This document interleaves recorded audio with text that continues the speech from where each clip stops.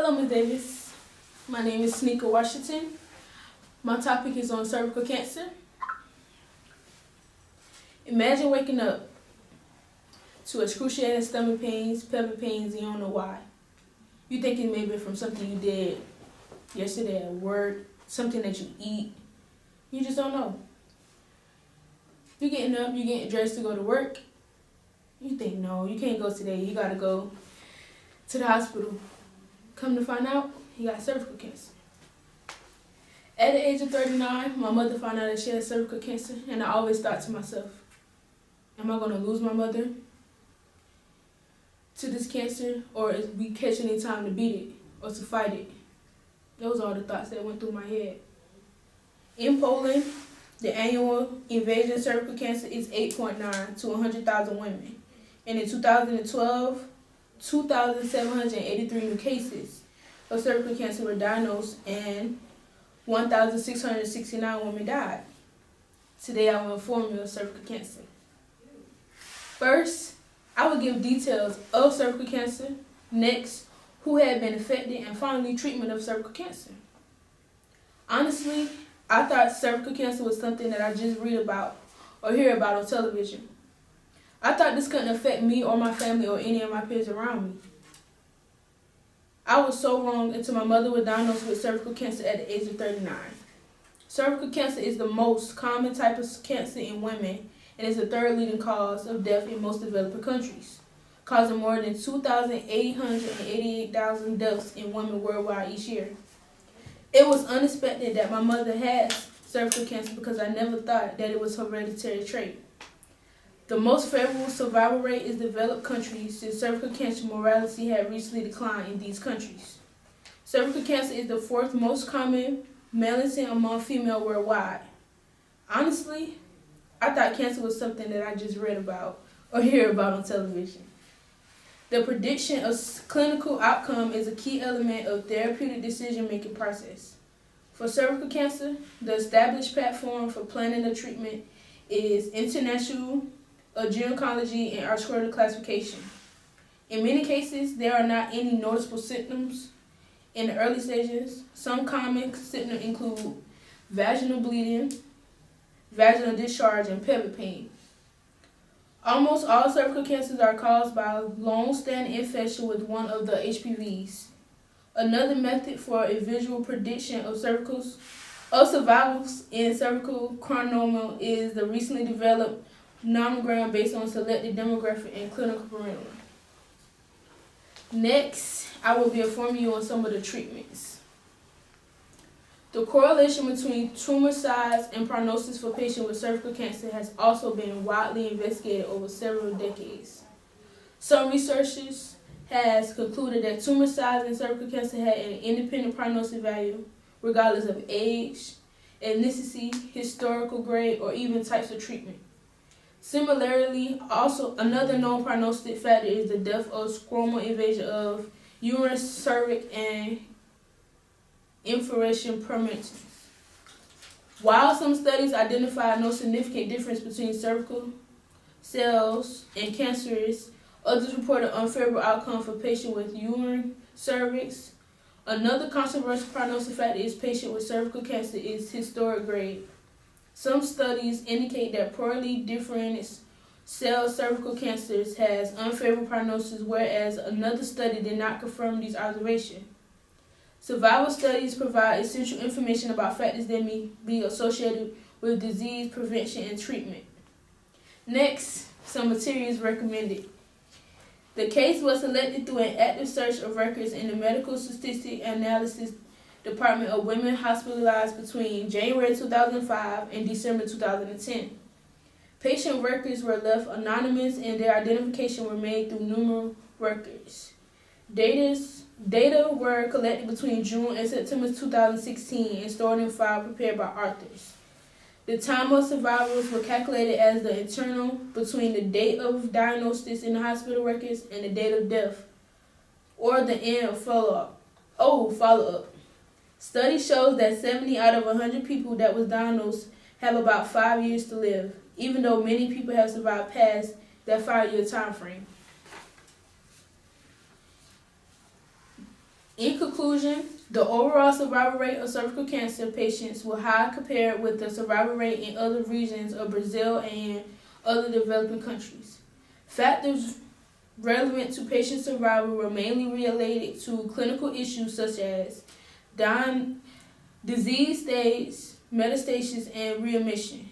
Other national studies should be conducted to identify not only the survival time, but the factors that influence it, which could contribute to regional strategies to combat cervical cancer, to reduce both the incisive and mortality rates, to increase the survival time, and to improve the quality of life of these women. Thank you. My name is Sydney Carter, and today my presentation will be about uterine leiomyosarcoma. So, did you know that only 1 out of 6 million women will be diagnosed with uterine leiomyosarcoma in the United States annually? Well, according to the Sarcoma Foundation of America, as of 2018, this is how rare the cancer is. Today, I'll be informing you about uterine leiomyosarcoma. So, I will begin with my first point, which explains some of the possible causes and some possible underlying reasons, and then symptoms, and then lastly, I will be going on to the treatments of uterine LMS.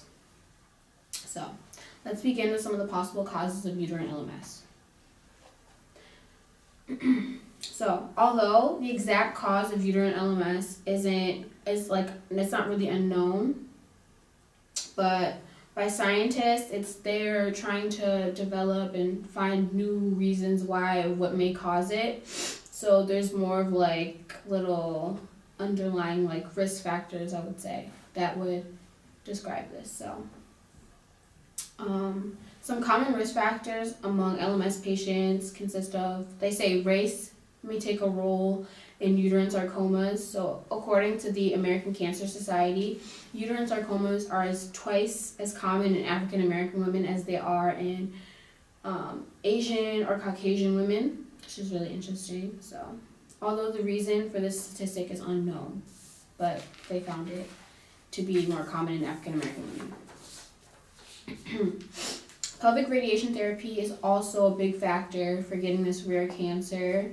High energy radiation is used to treat other types of cancers, can damage cells and sometimes DNA, sometimes increasing the risk of developing other cancers such as LMS. So radiation or radiation therapy from previous cancers can also play a role in getting uterine LMS. These cancers typically would be diagnosed within 25 years after being exposed to the radiation therapy. And some other high risk factors of LMS are chemical exposures, genetics, and radiotherapy as well, as I explained before. So now that I've told you about some of the high risk factors of uterine LMS, I'll discuss the symptoms of uterine LMS. A very common symptom of uterine LMS is abnormal spotting or bleeding. And sometimes it can be heavy, it can be light, but most of the time they say if you're over 50, you should go to the doctor and check it out to see what's going on down there, because most women who are diagnosed with this cancer are over 50. So, but while researching, I learned that about 85% of patients diagnosed with uterine sarcomas have irregular bleeding or have bleeding after menopause, which is why they say you should go to the doctor if you've gone through this already, because it's not really normal. Another symptom of uterine LMS is abnormal discharge that does not have any traces of blood, but the symptom is only seen amongst like 10% of women that are diagnosed with uterine sarcomas. So having pain in the abdomen is also a side effect, or the urge to urinate, are just like little slight symptoms, little irregular things. A physical symptom of uterine LMS that is really common is like you can have a lump or a mass around the vaginal area. And sometimes this mass may be a tumor that can be felt, sometimes you can't feel it. So it's good to have regular checkups with your OBGYN just to make sure just that lump isn't something that's bigger than what it is. So it's suggested to visit the doctor so they can expect the mass. Pelvic pain and a feeling of being full may also be a mass inside the vagina, so that's a sign of, maybe it could be something there if you're over the age of 50. So, yeah. And then, so sometimes you won't be able to see it, you won't be able to feel it. Yeah. So this brings me to my last point about the treatments for uterine LMS. Treatments for LMS may vary depending on the stage of cancer that the patient is in. And also keep in mind that uterine LMS is a very rare cancer, so they are still in the progress of finding helpful treatments and the right things to go about treating this cancer in the right way. In the early stages of LMS, such as 1 and 2, early detection is a good sign because you can get a hysterectomy and a bilateral salpingo-oophorectomy, which is where they usually remove your uterus or both your fallopian tubes to try and stop the cancer or try to sink it in the earlier stages. Although some patients are or will have the option of keeping their ovaries, which is most common among young patients in stage 3.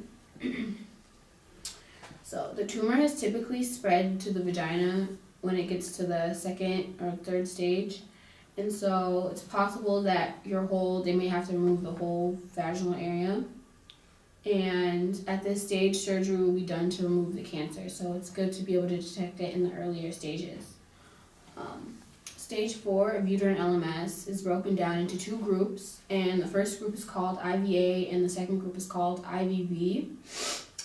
During the first stage, which is the last stage of the first stage, this is IVA, and so the cancer has spread to nearby organs and out of the pelvic area into the organ tissues, and which means it's possible that surgery can be done, but more than likely the patient will have to be given radiation or chemotherapy just to try and shrink it or try to see what's the best treatment, In stage IVB, which is the final stage of the cancer, the cancer has spread outside of the pelvic area and out of the lungs and other organs. And so unfortunately, there really isn't a standard treatment for stage IVB at this moment. So what they try to do is they do chemo. Chemo is an option, but it's also for treatment. It won't cure the cancer at this stage. It's really highly unlikely that once you get to this final stage, which is IVB, it's really hard to be able to treat the cancer. So all they can do is do chemo or radiation therapy just to shrink the tumors, but it only shrinks the tumors for a small fraction of time.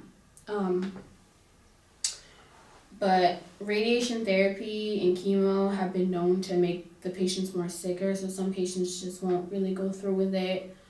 But in conclusion, as you can see, I informed you about uterine LMS. And so first I discussed the high risk factors of LMS or causes. And then I told you some of the symptoms that are common amongst women with uterine LMS. And lastly, I explained the treatments for all 4 stages of LMS. I honestly learned so much more about LMS while researching for this paper prior to what I had experienced when my grandmother was going through uterine LMS. And I just think it's so interesting being able to read more about it because I only knew so little from when my grandmother was going through it in 2011.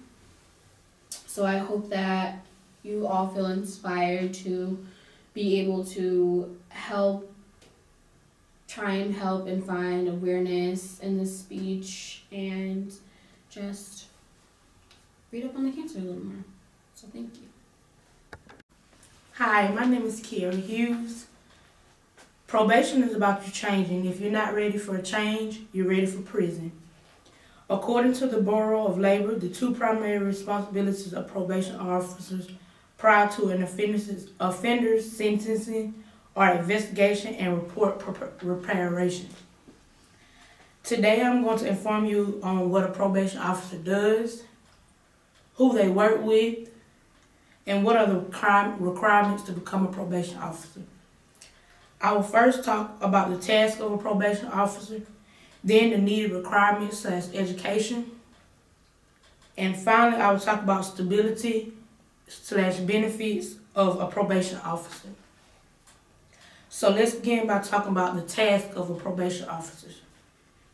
First, as a probation officer, you have a number of duties and responsibilities. First, you will often be responsible for evaluating offenders. To do this, you may need to interview them, examine their criminal history as well as their current crime. Another big part of your job would be to make sure that the offenders under your watch don't break any rules.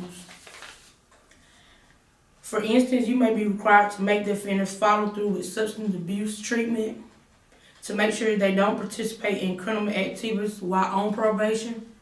You have to have regular meetings with your probation officer.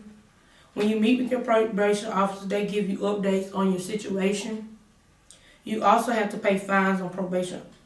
The probation officer has to drug test you. They test you for alcohol as well. Their duties is to ensure an offender attends any counseling, job training, or substance abuse treatment program. A probation officer expects to meet with the offender regularly at the home, job, court, or any other settings. Another part of being a probation officer is that you'll have to report to the court about the progress of your offender. So next I'll begin talking about the requirements / education needed to become a probation officer. Typically, in order to become a probation officer, you need to have a bachelor's degree. You need to have a major in corrections, criminal justice, or psychology. Whichever major you choose, your coursework should reflect that. You should have an understanding of things like criminal behavior, the justice system, substance abuse, and abnormal psychology. In some cases, you may need a master's degree if you have little work experience. You gain experience from previous jobs and internships and parole, corrections, social work, criminal investigation, and probation. Some probation / police may have came to you in college and informed you on what you needed to do. When you apply to become a probation officer, you'll need to complete psychology, physical, oral, and written tests to gauge your ability to handle challenging and sometimes dangerous situations. You'll need to be at least 21 and have a driver's license.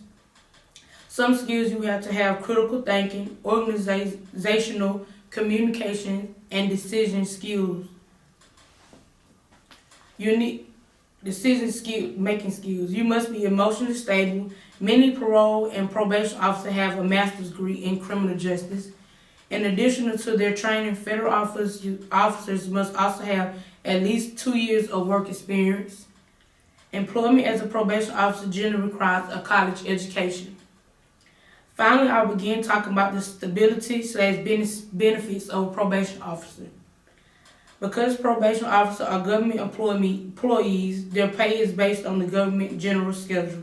The general schedule designs pay based on salary grade levels assigned to each position, which ensures fair compensation standards. Government benefits are typically silent and commonly include paid vacations, sick leave, health, dental, and life insurance plans. Probation officers in correctional treatment especially earned a median annual salary of $50,160 in 2016, according to the U.S. Bureau of Labor. On the low end, probation officers in correctional treatment specialize on the 25th percentile salary of $39,530, meaning 75% earn more than this amount. The 75 percentile salary is $67,420, meaning the percent earn more. In 2016, 91,300 people were employed in the U.S. as a probation officer and correctional treatment specialist. Probation officers' jobs are stable. Quite often, if a probation officer moves, he can easily obtain employment in another jurisdiction. According to the 2010 through 2011 edition of the Occupational Outlook Handbook published by the Bureau of Labor Statistics, the current outlook for the employment of probation officers is excellent because they are government employees and compensated through union contracts. Probation officers get very competitive benefits. Federal employee benefits are based on federal guidelines, while state officers are paid based on state government pay schedule. Traditionally, government jobs include that of a probation officer have offered better than average benefits.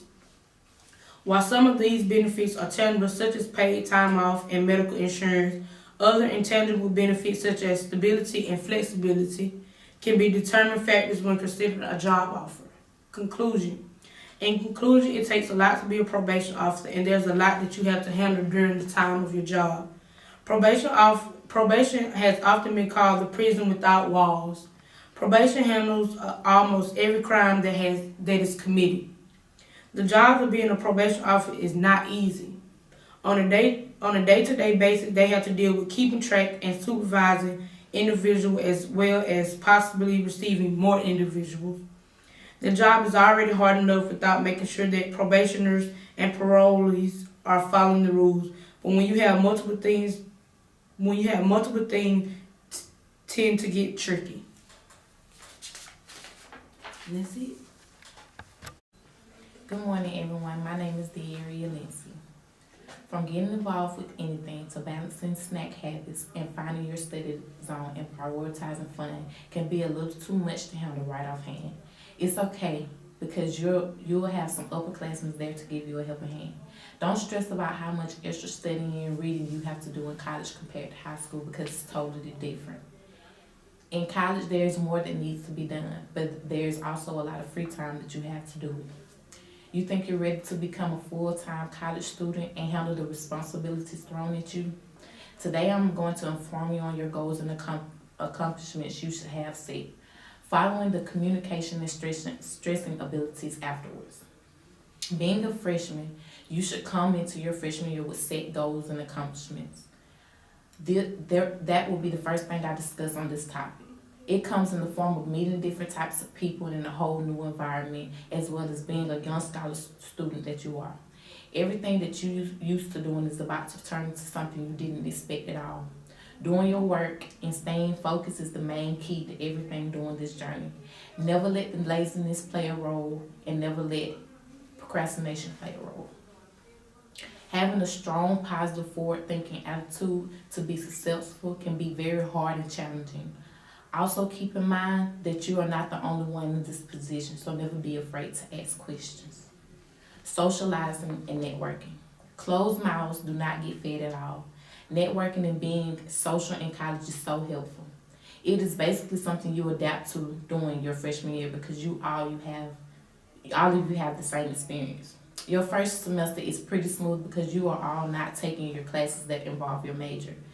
Most of you are taking classes that is required for you, which is your general core classes.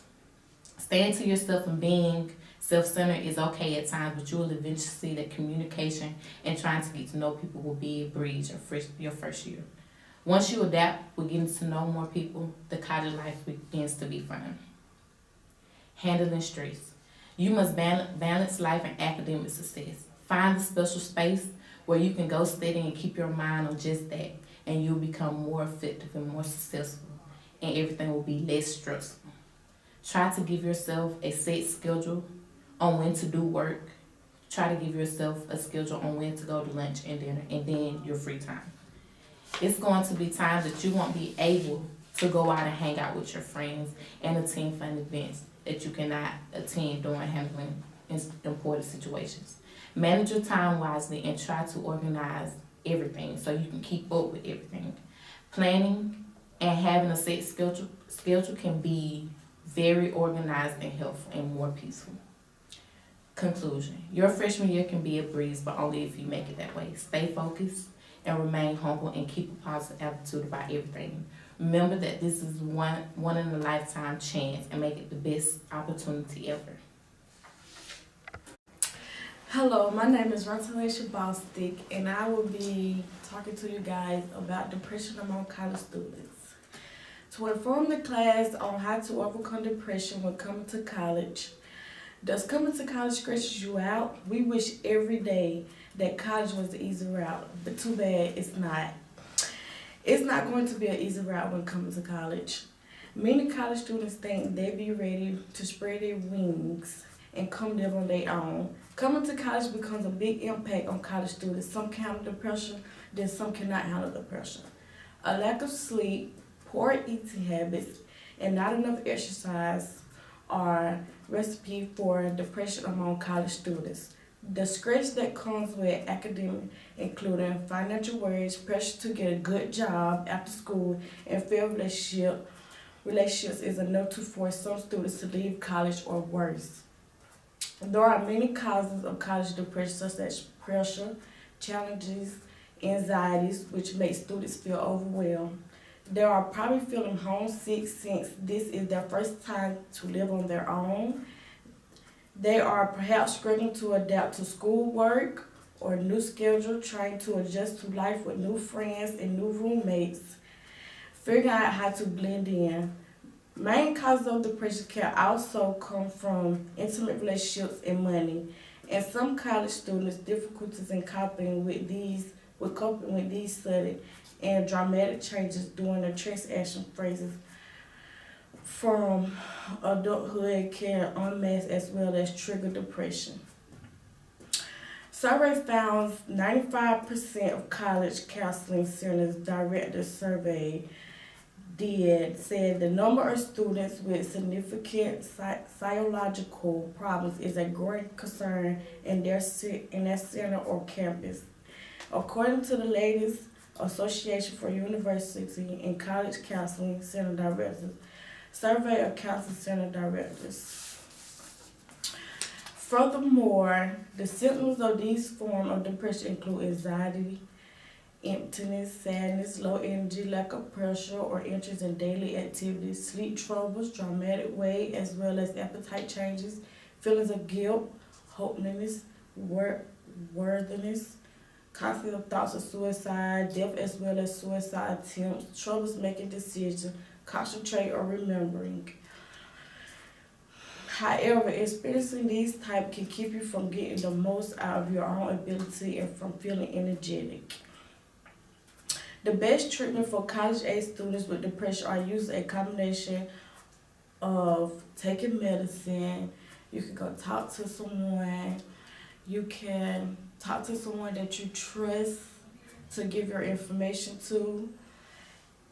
But most of all, do not keep in your depression. You should talk to someone about your depression, and you should go to someone to seek help. If there's someone that you trust, then you should try talking to them what's going on. Also, you may want to get involved in things that will be fun to get your mind off of everything. Just enjoy yourself. Try not to think about it. Avoid drugs. Avoid alcohol. Dealing with depression is a really big deal. Many may think depression is important, but it is. Never feel afraid to go to someone when you're feeling neglected or down.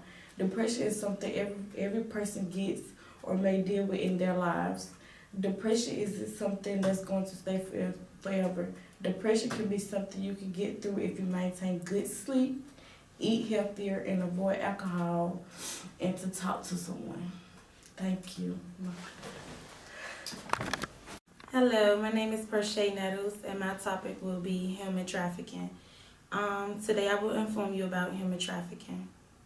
Take a minute and think to yourself, what could be the number one reason for human trafficking?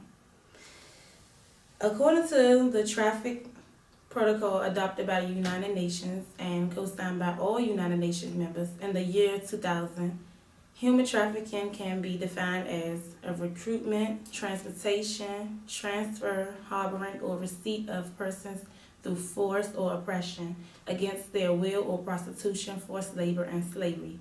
However, human trafficking is a process and can be pinned down to a single act. Consequently, it has expanded over time. Today, I will inform you about human trafficking and its causes. Human trafficking is caused by living in poverty, oppression, the lack of human rights, the social and economic opportunity, dangers from conflict or instability, also similar conditions. In fact, pimps usually seek young people from the ages 14 through 17 years of age due to the vulnerability and their lack of the support at home. Many young adults are unable to care for themselves, so they then look for elderly men to love and care for them and acquire money more than obtaining a job or even staying in school. Many times, female victims believe that the traffickers love them, so they will stay with them. They feel like the pimps or the grooms will protect them. So the lack of support at home and in schools are among some youth, and they seek to find someone to love them. Traffickers are masters of manipulation and exploitation concerning at-risk young women. These traffickers, who have been regarded as pimps, grooms, and victims, gain their trust and loyalty by preying upon their vulnerabilities. Let's begin looking at the effects.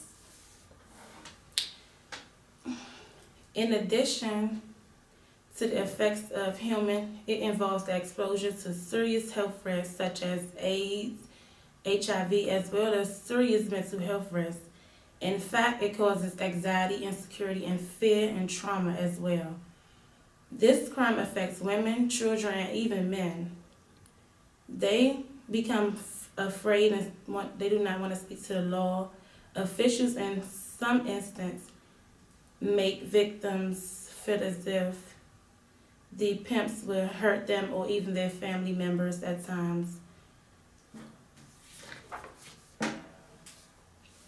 Many victims fear that their pimps or owners will hurt their family members, negatively impact their accessibility to resources and necessarily help.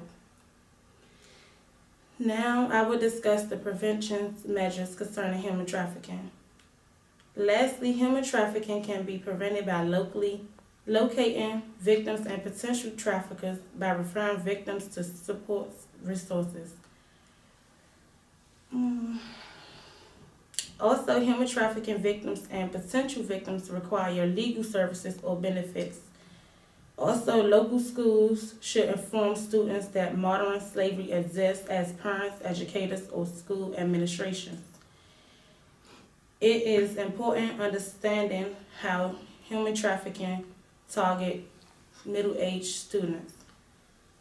With communities, families, and parents providing necessary resources to potential victims, there will be fewer victims of this crime. In fact, establishing youth development groups will help the youth obtain a different mindset rather than wanting to seek human trafficking. Also, community-led activities can become a prevention tool as well.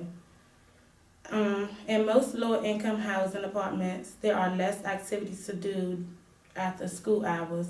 With providing community center services for the youth, adults, and their interests, they are most likely to come and participate rather than doing otherwise. In conclusion, I informed you about the causes, the effects, and the preventions. I was interested in this topic because 1 billion children become victims each year of human trafficking. Also, I learned the largest population is in younger women between the ages 14 through 17. This topic motivated me into becoming an advocate in my city and in my community to become a mentor with the youth and held events to keep them focused with activities provided. I believe law enforcement and social workers can collaborate to address this crime so that there will be fewer victims over the country. Greetings. My name is Brittany Littlejohn. The Emancipation Proclamation serves as a document of human freedom. Do you know why the Emancipation Proclamation was issued and who issued it? The Emancipation Proclamation was issued in 1862 on September the 22nd by our 16th President of the United States, Abraham Lincoln. He issued the Emancipation Proclamation 5 days after the Battle of Annandale, which was the bloodiest battle of the Civil War. Today I will inform you of the Emancipation Proclamation. First, I will discuss the causes of the Emancipation Proclamation. Next, the effects that the Emancipation Proclamation had on society. And finally, the ratification of the 13th, 14th, and 15th Amendment due to the Emancipation Proclamation. Let's discuss the causes of the Emancipation Proclamation. The purpose of the Emancipation Proclamation was to warn the Confederacy to withdraw from the Union.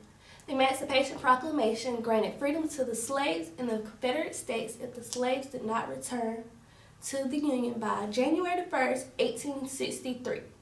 The Emancipation Proclamation also stated that freedom would only come to slaves if the Union won the Civil War. The Emancipation Proclamation was not only to warn the Confederate States to withdraw from the Union, but to free the slaves of the southern states. Lincoln thought that slavery was morally wrong. Therefore, the Emancipation Proclamation, before the Emancipation Proclamation, the slaves of southern states helped benefit the Confederacy by being forced to provide labor and do mental chores. In order to preserve the nation and do what was morally right, Lincoln turned abolition into a huge military strategy for the Union to win the war. Next, I will discuss the effect the Emancipation Proclamation has left on American society after the Civil War.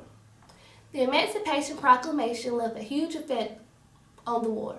Once the preliminary proclamation was signed on January 1st, 1863, it allowed the recruitment of freed slaves and freed blacks as Union soldiers. The Union force grew in number by about 200,000. The proclamation provided other beneficial factors that gave them an advantage during the war.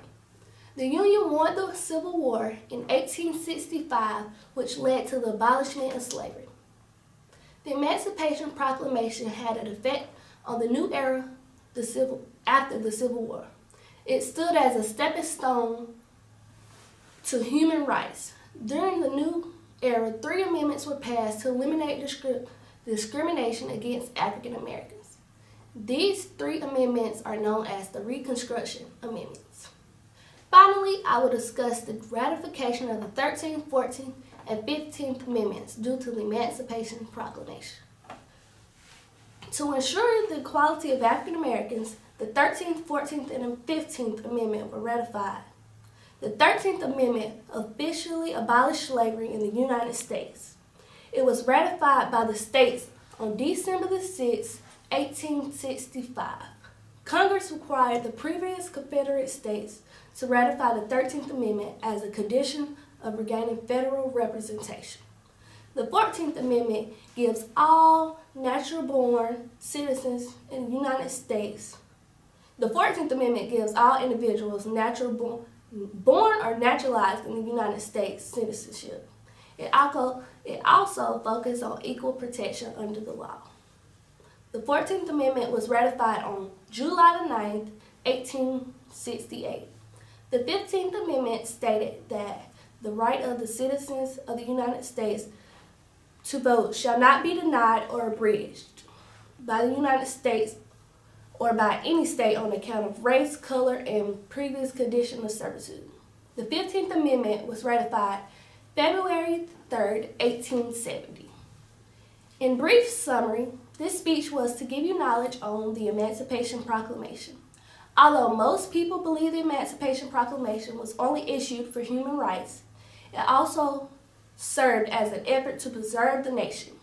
The Emancipation Proclamation not only served as a great document of human freedom during the war, but also influenced many other documents that provides equality for the people.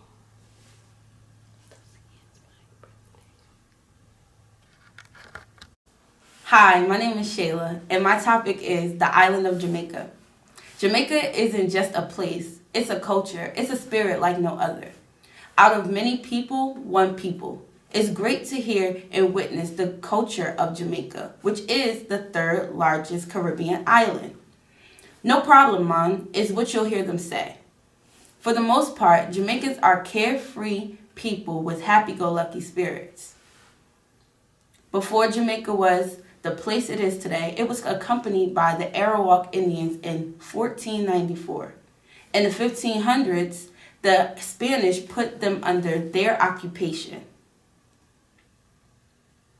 The Arawak Indians race died out, and the African slaves were brought there to work sugarcane fields. Jamaica was under Spanish rule until 1655, when the British captured it. During the back and forth between the British and the Spanish, some of the slaves ran away, and they were also known as Maroons. They took shelter in the area of the island known as the Cockpit Country.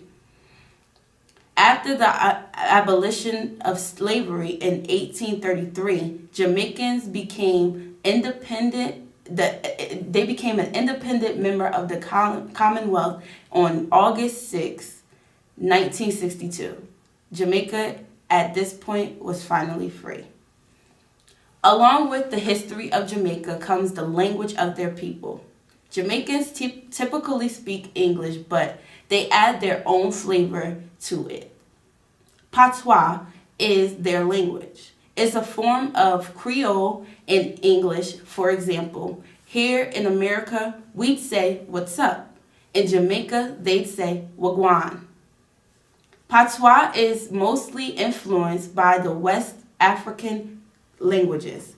It also contains elements of Spanish and French. Now I will talk about the aspects of their culture.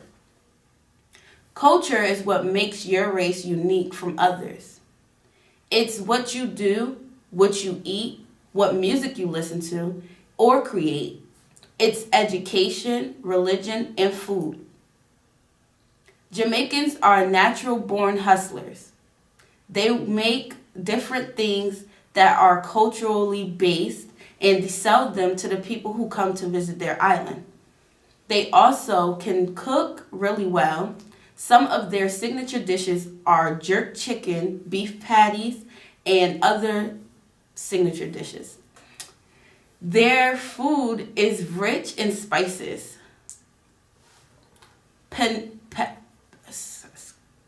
Pimento, best known as allspice, which is native to Jamaicans, and it's an important export crop.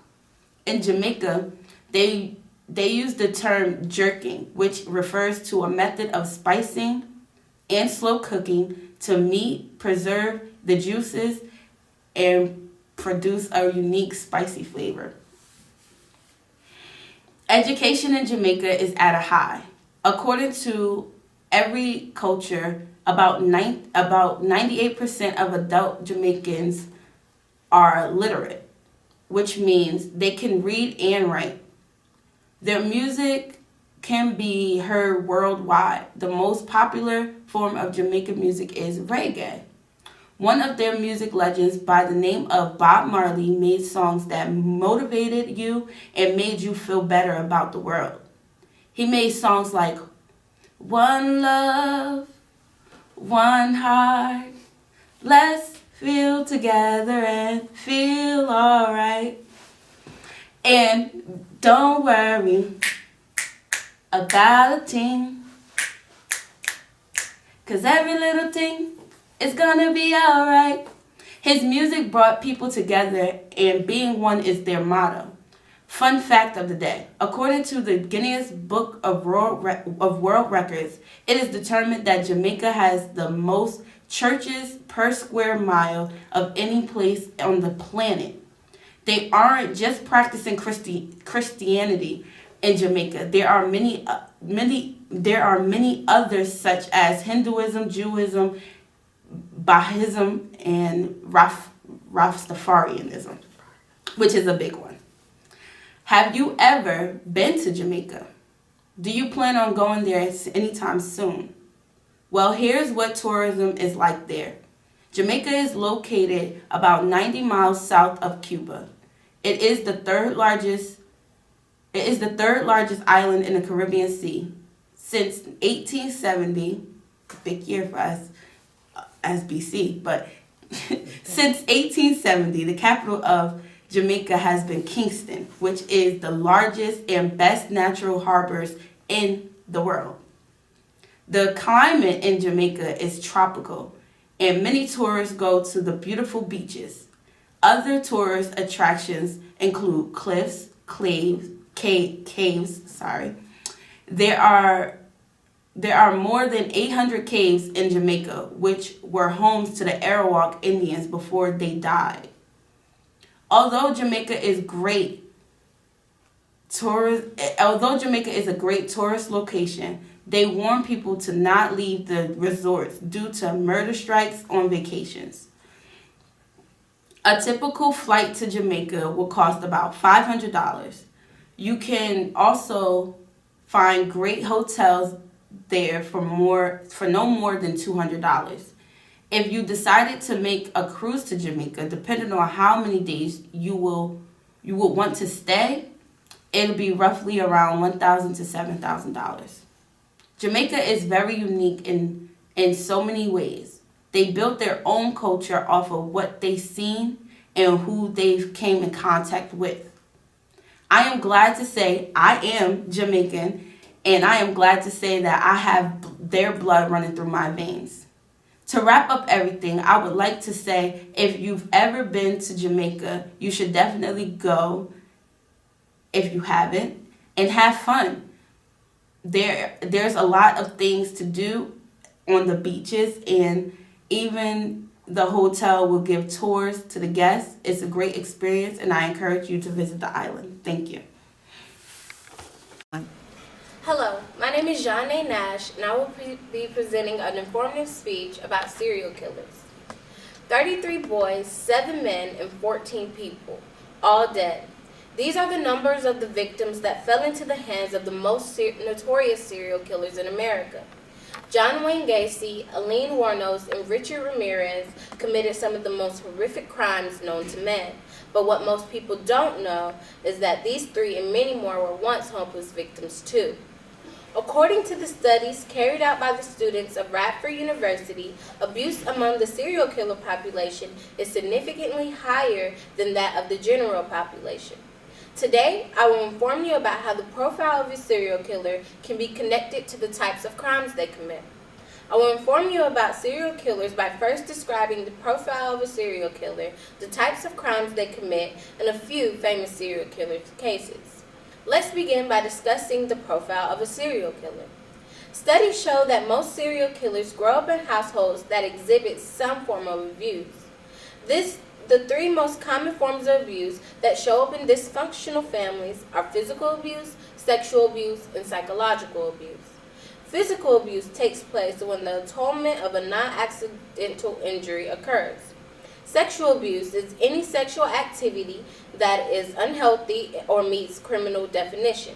Psychological abuse is acts of causing emotional stress and psychological damage. According to Radford University, studies show that more than 50 serial killers were exposed to abuse.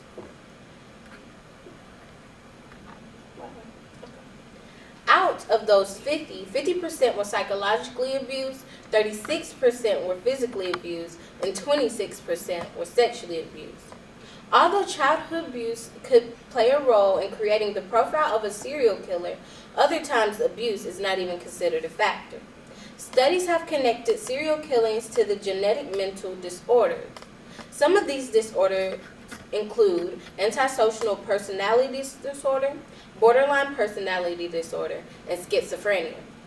Next, I will discuss the types of crimes that most killers commit after being exposed to these types of abuses and mental disorders. Studies have shown that serial killers who were exposed to childhood abuse are more likely to be what they call organized killers. Organized killers are exactly what they sound like. They are the type of people who like to plan out components of their attacks. Organized killers have the tendency of picking out victims, carrying around their weapons, and playing out fantasies on in their head. They are usually extremely intelligent and socially skilled. The downfall of disorganized killers is that they become extremely involved with following up their victims, so it is easier to get caught. Most serial killers who suffer from mental illnesses are referred to as disorganized killers. These are the type of people who have motives when they kill. They usually go after victims that are already at risk of dying, an example, prostitutes or drug addicts. These types of killers usually have low IQs and show signs of severe mental illnesses. Disorganized killers are more likely to use a weapon at the scene and are usually harder to catch by authorities because they disassociate themselves with the crimes after it has been completed. Lastly, I will discuss the specific cases that are related to both types of killers previously stated. One of the most organized serial killers is Ted Bundy.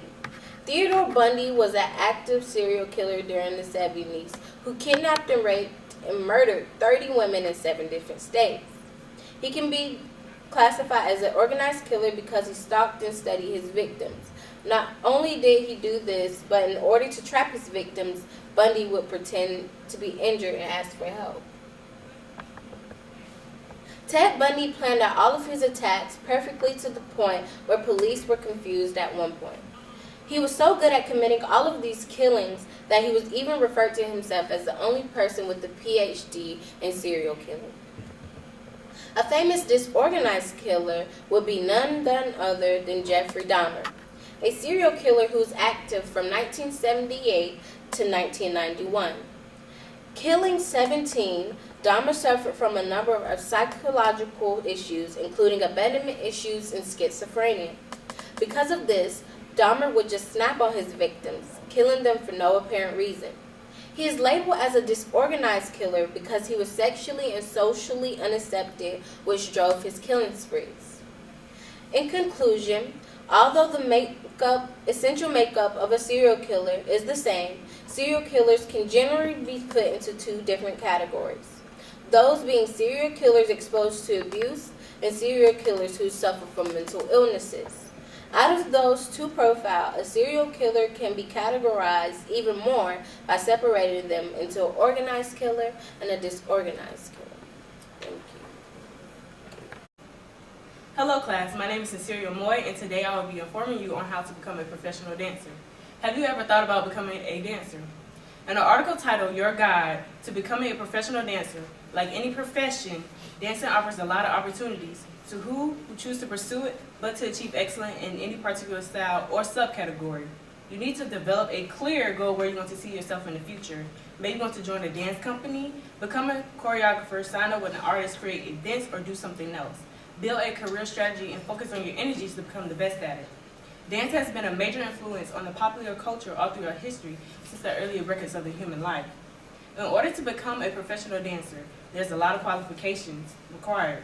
I'll be explaining 3 qualifications on how to become a wonderful dancer, not only through the body, but also through the knowledge. In fact, one of the first qualifications I'll be explaining is the training of a dancer. Training is the developing or teaching in oneself or others in any skill and the knowledge that can also to be useful to the ability. Training as a dancer, you need to have muscular strength, power, and endurance training. Muscular strength deals with the ability or flexibility to exert force in one single contraction. For example, lifting a weight that you could lift only once before needing a short break. Muscular power is the proportion to the speed at which you can apply the force, such as accelerating and jumping. Muscular endurance is the less force sustained over a long period of time, like skips, swings, and gallops, and many more. Dancing often confuses endurance with the strength, so it's extremely helpful to use endurance as continuous and strength as maximal. Secondly, you may wonder what type of dance dancers perform in front of an audience. There's different types of dance, such as ballet, tap, hip-hop, jazz, contemporary, and etc. Ballet is a dance originated through the Italian Renaissance in the 15th century and was later developed as a concert dance in Russia and France. An example of a ballet production is the one known as the Nutcracker. Ballet are choreographed and performed by well-trained dancers. Tap is a form of dance which categorized by using the sounds of tap shoes hitting the floor as a form of percussion. There are 2 major variations of tap dance, rhythm tap and Broadway tap. Rhythm tap focuses on the musicality and the dancer which consider themselves to be part of the jazz tradition. Broadway tap is widely performed in musical theaters which focuses on the dance. Hip-hop is a very popular American, a street style, a street dance style performed to hip hop music. Jazz is originated from the dancing of African Americans who were brought to America as slaves. Jazz dance encompasses as any dance done to jazz music, including tap dance.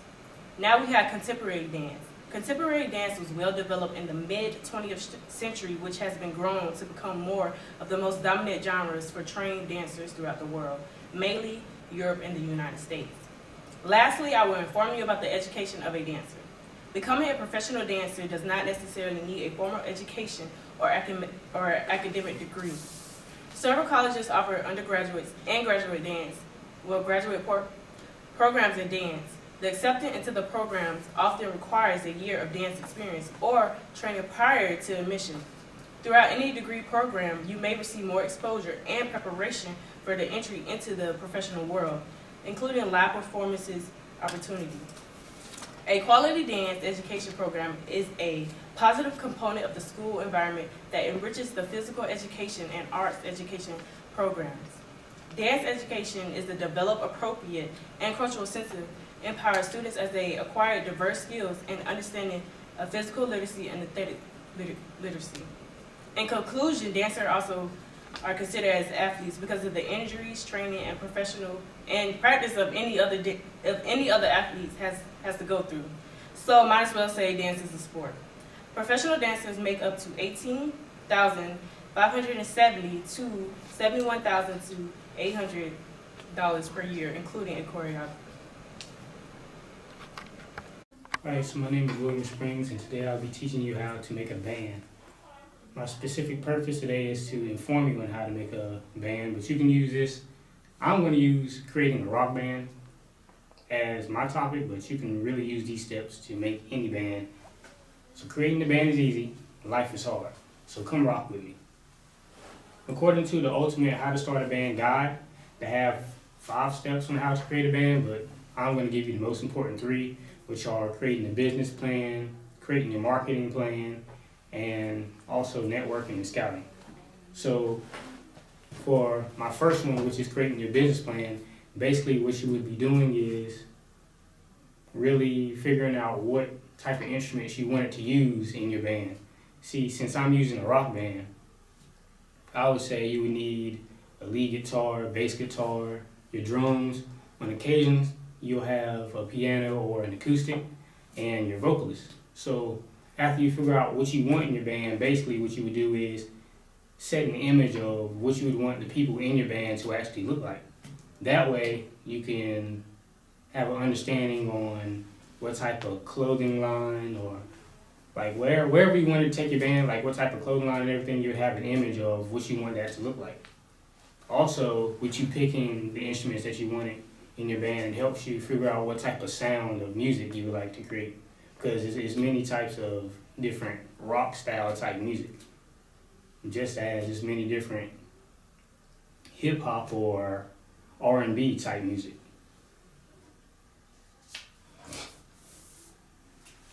Next, with your networking and scouting, basically during this, what you would do is you would either set out an audition basically, and even though this is like one of the most time consuming ways to create who you want it to be in your band, it is one of the most efficient ways, even though like 80% of the people that you're going to see probably don't have talent at all whatsoever. Like we've all seen like the American Idols and the America's Got Talent, where like it's like half of the people out here really don't have any talent at all. They just want their little minute of fame. So, but if you didn't want to deal with that, the best thing I would use is social media, because it's just as easy for you to meet someone in whatever club or bar that plays whatever type of music you want to create your band like with. It's easy for you to just find someone that's playing, or find someone that has the same interest in your type of music, that knows how to play an instrument, and you find their social media and look at how they play. And you'll be able to tell if you want that person in your band, if they have the image for you, or if they don't. Or you can use the method that Jimi Hendrix agent used, which was he went to different local band shows, and he picked off of like, let's say I want this lead guitar player. He would go to his show and talk to his band members, but he would pull him to a side and he's stealing he's basically stealing the artist that he wants, but it is actually a pretty good method because at the end of the day you get exactly what you want. I mean, and you're also, if you have your stuff together, you're giving that person a bigger opportunity. And last but not least, you have your marketing.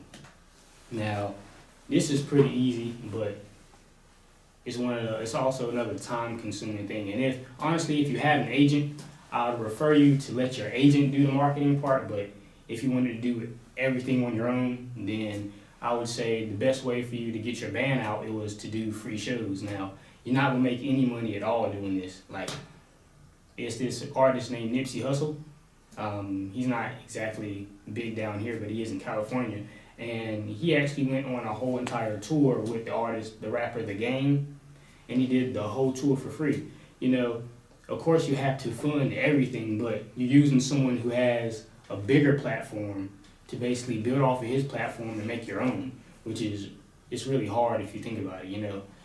It's a struggle with you being on tour like that, but through the long run, you can really build a giant platform doing that. Also, a best way to basically get your name and your label out there was for you to make a clothing line, because it's like two main rock bands I like to use, which are Def Leppard and Nirvana. You see a whole lot of people wearing their clothing, and they might not exactly know that that's a rock band, but considering that their clothing is hot, a lot of people are wearing it. So what I would do is I would make trendy clothing with my label on it, and as someone buys it, I'd give them a code, or I'd give them my mixtape or my CD and tell them, hey, listen to my music as you buy whatever you're buying. So that's about it. That's all. I hope this video helps you in creating your rock band, and rock out. Hi, my name is Laura Brown, and I have a question for you. What is the difference between Amara Negra and Cardi B? What about Gabrielle Union and Zoe Saldana? The answer is nothing and everything all at the same time. All 4 of these women are black, but 3 out of 4 of these women's blackness will be discredited because of their Hispanic heritage. 2 out of those 3's Hispanic heritage will be discredited because of the melanin in their skin. According to the 2010 census, Hispanics accounted for more than half of the growing population in the United States between 2000 and 2010. The U.S. is the 5th largest Hispanic country in the world. The majority of the U.S. population is Mexican Americans, followed by Central and Southern Americans, Puerto Ricans, and Cuban Americans. Most people do not understand the difference between their ethnicity and their race, and because of that, people have an uninformed view of the world. During my speech, I will talk about the difference between race and ethnicity, the importance of Latinx culture, and how to educate others on the topic. To begin, I will speak on the difference between race and ethnicity. Race and ethnicity are 2 different but relating things.